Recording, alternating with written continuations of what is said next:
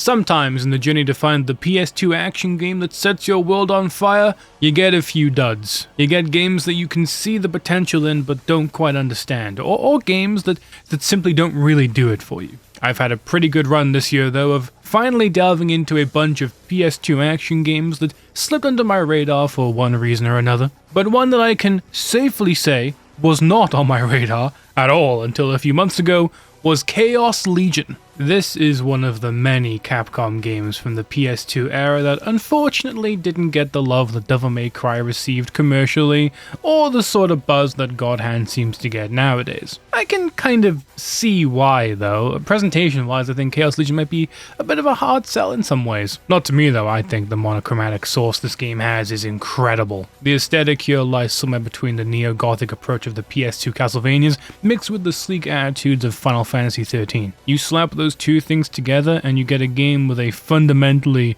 distinct sort of vibe. In-game, levels have this thick sheet of fog that restricts your view of the environments ahead, most likely to give the PS2 the headroom it needed to render all of the chaos that you see on screen. What kind of place is this? But what that ends up doing is giving each stage this sort of diorama effect. I can't really explain it any more than when I'm walking around these levels, I feel like I've been transported to the Lego sets that Kojima used to block out the levels at MGS1. There's a squared off blockiness to it all, and that sort of makes Chaos Legion have this real but unreal sort of vibe. Kind of like everything takes place in a dream, or maybe the hyper-real idea of action game stages that don't need much more embellishment, which is not at all what I was expecting when walking into this game. If you're looking for some kind of comparison as to what this game actually is, think forward to Astral Chain, another action game from Platinum Games that has you controlling a player-customized character tethered to all sorts of legions with distinct abilities. You've got standard attacks, a simple ranged weapon, but in order to do a lot of the damage, you need to bring out your legion and use it in tandem with your abilities to get through fights smoothly. Now, I've just explained how Astral Chain works, and at the same time told you all you need to know about Chaos Legion as well. Both games have the same sort of concepts at their core, but Chaos Legion came out in 2003, so that kind of makes it automatically better because old games are better? Is that supposed to be my character these days? Do I need to take up the mantle of old games better because no battle pass?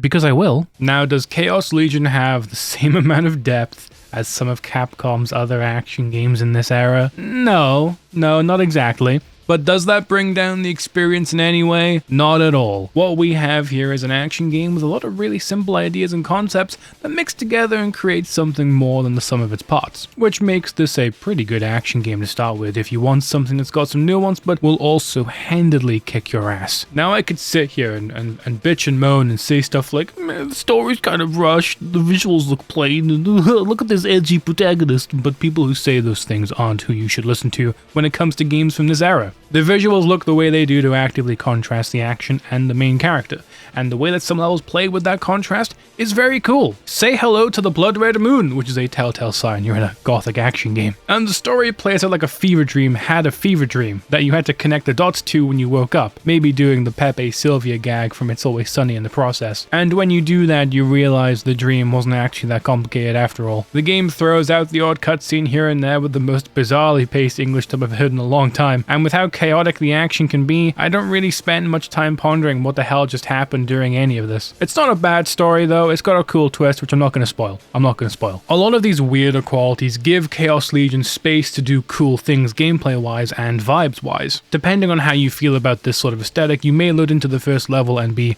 immediately swept away with how everything looks and feels. Because I know I was.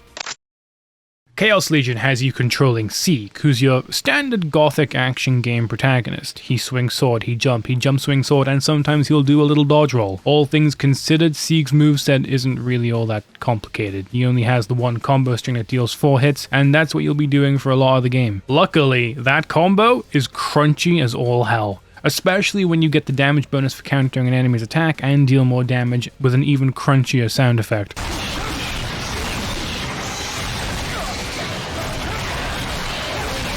This simple little effect right here is all that this game needed to take a fairly basic combat system and turn it into a satisfying one. And it's kind of the perfect example of what I mean when I say I don't need combat in an action game to be uber complex. I don't need 50 combos, half of which I might never use for one reason or another. That being said, maybe Chaos Legion should have had some pause combos, or maybe a way to shake things up with the lock-on shot to get some different stuff out. I don't personally need that, but it might have been a nice way to give a smidge of variety. And speaking of lock-on shot, this is how you lock onto enemies. You have to shoot them with this short-ranged attack, and then you can press R1 to stay locked onto that enemy. It might seem weird to have to do a whole extra step to lock onto something, but this eventually has its own attacks and combo potential when you level up the Arrow Legion, so it ultimately makes sense. It's also a nice bit of flavor to the system. You want to lock onto an enemy? Well, first, you're gonna have to earn it. And when I streamed this game, I didn't really understand how the system worked until the very last stream, which was quite funny to look back on. I just never really questioned it. Then there's some cool nuances to the basic combat system that help to make dealing with bigger crowds a bit nicer. Mainly, this is to do with how Sieg's combo carries him forward, moving him into a crowd and towards enemies while he's attacking, which increases your chances to land counter hits as you approach more enemies and they try to retaliate. It gives the combo this biting sense of aggression as you cleave your way forward, and it feels great. If you've played an Ys game, then the basic rhythm of combat is actually kinda similar. Sieg even has the same sort of jump attack logic that Adol has, where if you attack while ascending during a jump, you'll do a little spin attack. But if you attack while coming down, you'll do a downward strike. And using this limited moveset to deal with enemies is kind of half the fun. Sieg leaves himself open to attack fairly often and doesn't have a ton of evasive or defensive moves to use. The dodge roll is pretty useless and only good in select situations or if you're really confident that you can make it work. The end lag afterwards makes it hard to pepper in during a fight, especially if you're stuck in a crowd. And while jumping is a good defensive tool as well, some enemies are explicitly designed to knock you down if you try that. Either by meeting you in midair and slapping you back down to earth, or by launching some kind of projectile. The limitations of Sieg's moveset early on aren't completely felt until you start hitting certain walls, and then it really becomes apparent just how much he struggles to keep up with some of the game's heavier moments. Which is why we've got these guys! Legions are your best buddies and are there to back you up and buff up the parts of Sieg's moveset that are a little dry. Sword buffs your DPS and gives enemies targets to attack that aren't you. Arrow gives you legions that fire energy bolts on your command. Bomb lets Sieg kick a bomb at an enemy, and yes, this is the best move in the entire game. I love Bomb so much, I would give my life for Bomb. These legions are where the true depth of the system lies, and using them in tandem with Sieg's moveset is how you get through stages smoothly. And this honestly yielded some of the coolest feeling action I've seen in a while. Mostly because it kind of hits different to be struggling in a fight until you pop the button that summons your friends, while you all tag team attack different enemies. I tend to internally groan when action games have a summon or buddy system because I get worried it'll be annoying. But this is the second time I've been wrong about this sort of thing, so really, you shouldn't listen to me. To anything I say. I'm a hack. This is all a mistake. What's even funnier about all of this is that there's an XP system that lets you level up your legions and make them even more powerful. But Sieg has to settle for picking up stat upgrades during missions. He doesn't get to use any of this XP at all, which is very funny to me. It's like making sure your dog is fed before you even consider getting anything for yourself. It's so cute. Legions pay this back though by having unlocks that expand Sieg's moveset a little bit, from expanding the 4-hit combo into a 6-hit or giving Sieg a double jump. These abilities are what truly defines your relationship with your legions, and since you can only equip 2 at a time, you need to make the choice of what sort of abilities and stats you value the most. This simple little action game suddenly becomes way more complicated simply by giving you tangible choices that affect your gameplay in big ways. And you're ultimately rewarded for sticking with these legions by being able to permanently unlock their abilities without having them equipped later on, which just opens up the freedom of the combat system so much more as you put more time into it. I struggle to think of an action game that does as much with so relatively little as Chaos Legion does. Even with all the abilities unlocked, Sieg doesn't have the sheer volume of a moveset that someone like Dante or Hector has. But the way these moves unlock and the way that each legion fights with you makes those little additions feel way more rewarding. I think it's the ultimate lesson of how sometimes less is more in an action game. Creating a system that is fun fun at the start and only gets better as the game goes on is really how a lot of action games live and die. And it's what Chaos Legion manages to nail. Rerunning missions with new Legion setups, higher damage values, and trying to optimize it all as best as I can is what made me have so much fun. The general level design for each of the 14 stages is pretty much the same. You walk in a straight line, kill most of the enemies in your way until you reach a part of the zone that requires you to kill a certain enemy or all enemies, and then you move on. Sometimes there'll be items to find up on ledges, but there's nothing here like puzzles to solve or any kind of serious platforming. The most experimental thing these levels have is Legion-specific barriers that can only be brought down by specific Legions. So if you don't have the right one equipped, you'll be huffing it back later on with the right Legion to get some extra items. Now, within that simple framework, Chaos Legion has some good ideas, mainly to do with enemy encounters often feeling like puzzle boxes with dozens of solutions. You'll usually have some melee enemies, ranged enemies, and fast-moving or flying ones to deal with. Sometimes, all of those at once will try to get you, and then you have to plan accordingly and use Legions correctly to deal with it. This gets you to form a certain playstyle that sometimes needs to be changed up from mission to mission. I stuck with a mostly aggressive playstyle since that was the most fun for me, but some Legions have a higher emphasis on defense rather than offense. And with how frail they can be, you can't rely on them all the time. If the soul gauge is depleted while they're summoned, they'll shatter and you'll have to accrue a bunch of soul juice to get them ready to go again. Bomb is pretty broken, though I can't lie, so most of your problems can be dealt with that. Sometimes Sword or Claw is a better option though for bosses and encounters that need sheer DPS. And then you get into the fact that some Legions deal more damage to organic or mechanical enemy types, and then you have to decide if Bomb is really the best thing to spam against most enemies. The answer is yes. It is always the right thing to do. Chaos Legion has the reputation of being a very hard game, and that is because it is. This is one of the most stressful action games I have ever played in my life. Sometimes there will be dozens of enemies on screen, ready to come get you, and mix that carnage in with Legions scattered across the screen, and yeah, I can't blame anyone for feeling a little bit overwhelmed. It also doesn't help that Legions sometimes don't play ball and decide to go off and do their own thing, which isn't a problem most of the time, admittedly, but it can still be funny to see. Then there's the fact that once you get a few stages in, enemies start to become very tanky and can take a lot of punishment before going down. And while some may call this bad design, I think this is a fantastic part of the game. Chaos Legion is a game with very specific systems and ideas. You need to use Legions effectively or you're going to struggle at various points in the game. So of course there's a point where enemies suddenly become much harder to kill. It's because you need to learn how to deal with it properly. And frankly, I think it's a good idea, especially when I can guarantee you there are people who got to this point in the game mostly just spamming the attack button and not doing much else. They need to learn. The game doesn't even keep up this punishing pretense though, because you eventually get to replay stages to grind out XP and items. So when a future will present itself, you can simply say, "Sorry sir, not today, I'll be back later to kick your ass." Now there are things that are a little obtuse on a first playthrough. There are times where I was confused about how certain encounters were supposed to play out, but it's also rare these days for action games to truly stump me like that and force me to really think about how I'm approaching them. So whenever something like that happened, I sincerely got giddy. I'm not necessarily a glutton for punishment when it comes to action games. I just want a fun time. But you present me with a unique problem that has potentially dozens of solutions, and I'm gonna kneel so hard that the world will implode on itself. Boss fights also play out in a similar way to most encounters as well, in the sense that they've got some puzzle-y sort of vibes. You usually need to put in a little work wearing a boss down to enter its damage phase, while dealing with adds that respawn at various points. Boss quality varies here, but I can't say that there was one I thought was bad. The most underwhelming one was this big cocoon thing, but that's only because it has like 2 attacks and mostly just floats there for the entire fight, and you fight it twice. Sometimes that dichotomy in difficulty that is presented to you is a little funny like that. Chaos Legion has its punishing moments for sure, but then it also is extremely nice to you sometimes to balance it out. It's almost like it feels bad sometimes and gives you some healing items just to make things feel a little better. And I mean, I won't say no to that.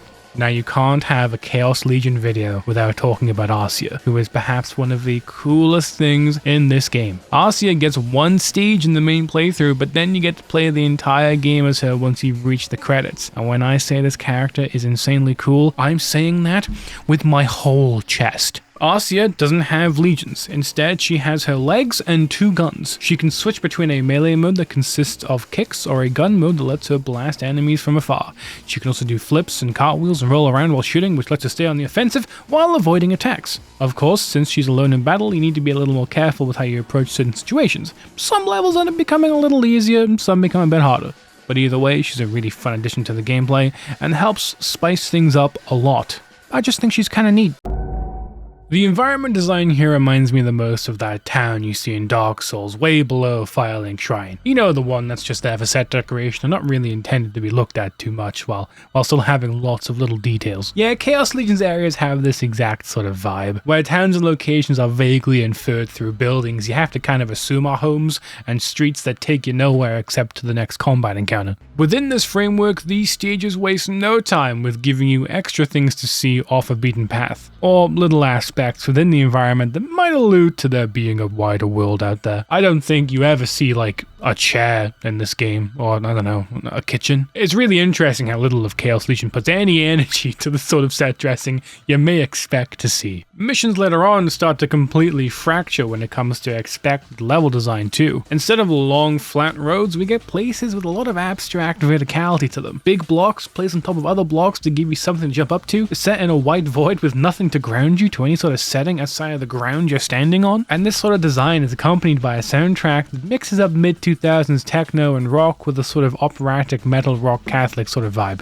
which is really what gives these stages a certain sense of grandeur. The music helps to solidify the scale and desperation that a lot of the combat segments want you to feel. Even for the standards of the PS2, it's breathtaking to see environments like this. Places that have certain architectural rules but also have no bearing on any sort of real world structure and instead exist entirely to serve the concept of the game. That lends itself to this dreamlike sort of mood that I mentioned earlier on, and it matches together with the neo-religious steampunk aesthetic really well. I say neo-religious steampunk, but frankly, it feels like this game has so many aesthetic influences that it's really hard to pin down what this is exactly. You'll see this massive sheet of white fog surrounding the area and a lot of stages, followed by architecture that makes less sense the more you look at it. It gets to the point where stages look more like buildings floating in the sky, which makes sense when you look at what this is all trying to say. Sieg's journey in Chaos Legion has him quite literally ascending through each stage, starting on the streets of Defan and working his way up to the central block before continuing on to Murdoa,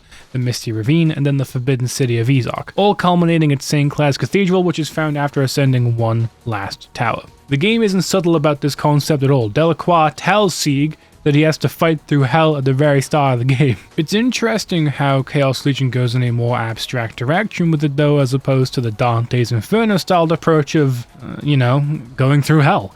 And the fact that it's presented with this almost monochromatic aesthetic is really cool too. The game takes a break with this look during certain stages, namely ones like the forest, ravine, and lakeside stages, which all feature their own unique color palettes to help break up the monotony. The lakeside stage is especially cool not only because of the blood red moon, even though I can't lie, I do think it looks very cool, and the way the moon blankets the stage in this dull red hue is very cool too. I love this, it's great. Something else that this aesthetic direction tells me is how much Chaos Legion wants to be different from the likes of Devil May Cry. Where DMC1 is dark and brooding, Chaos Legion is usually bright yet melancholic. DMC can be quite claustrophobic, while Chaos Legion opens up and lets the light in. It almost feels like this project was really wanting to divorce itself from not only DMC, but a lot of the common dark gothic tropes and try something different. I only say DMC as a comparison because I think that overrides a lot of these sort of conversations. Frankly, DMC overrides any conversation when people talk about action games for some reason. But in Chaos Legion's case, it does feel like an aesthetic counter to what DMC presents. Both are Capcom projects, but both feel like they're doing very different things at the same time, which is something that I think needs to be commended. Capcom in this era was putting out action games that still have supreme relevance to this day, and something like Chaos Legion, which is distinctly more experimental, is worth celebrating. Even if this game didn't land for you in one way or another, I think that the fact that it is measurably harder to click with makes it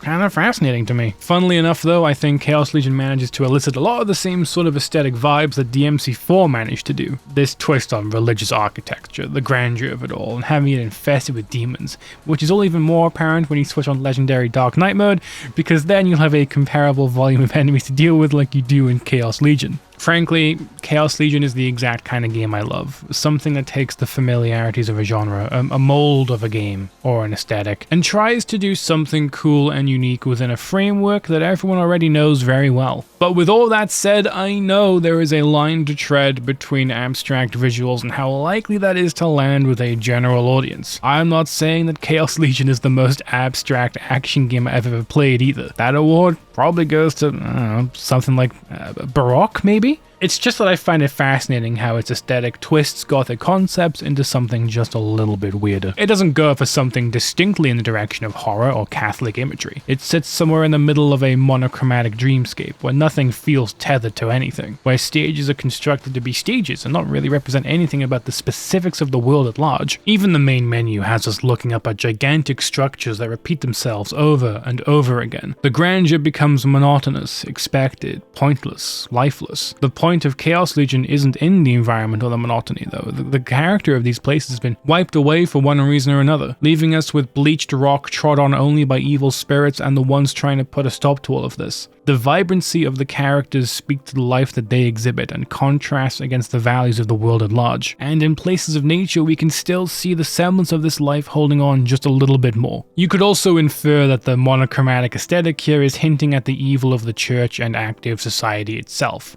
That the rulers of this land have created something that strikes against nature and made something that feels just a little bit off. Not that the game ever uses this as a particular plot point, it's just kind of interesting to poke at, I think. So yeah, I think the environment design looks bland, but that's also why I love it so much. That sort of blandness doesn't really extend into the menus at all though. We've got cool sword-based imagery, various glyphs, and little markers of text dotted around the place. We've got this cool mix of silvers, golds, greys, and yellows to make these elements stand out. It's impressive how minimalist this maximalism is ultimately, once again approaching the neo-religious steampunk theming with a unique little brush. Chaos Legion really is a pleasing game to my eyes, with plenty of details lurking in places you may not expect, especially with how accustomed the game is to just having a big grey skybox cover the area. These details just aren't being ones that allude to this being a world that really feels alive, which is a good thing. Give me more weird looking places and games. Give me the middle ground between reality and unreality. Do it. Make me question what this is all really for anyway. I don't know though. Chaos Legion is ultimately my exact kind of game. Simplistic combat with a juicy layer of depth to break through. Environments that make me ask questions. Aesthetics that hit me in the gut with a weird sort of feeling. It asks questions that are satisfying to chew on for a bit. And though the main story doesn't necessarily do much for me, it's the stuff that surrounds it that ends up pulling me in more and more. Again though, if this isn't your shit, it's not your shit. If you don't see this game as anything more than a bland action game with boring gameplay and bad environment design, there's nothing I can do to convince you otherwise. I don't think it's a bad thing either though. I like the idea that Chaos Legion is this potentially polarizing experience. It makes this whole thing so much more interesting to engage with, to me. So go and play Chaos Legion, come back, and hey, let's all join an evening class of Neo-Catholic architectural studies. It'll be fun! Produced by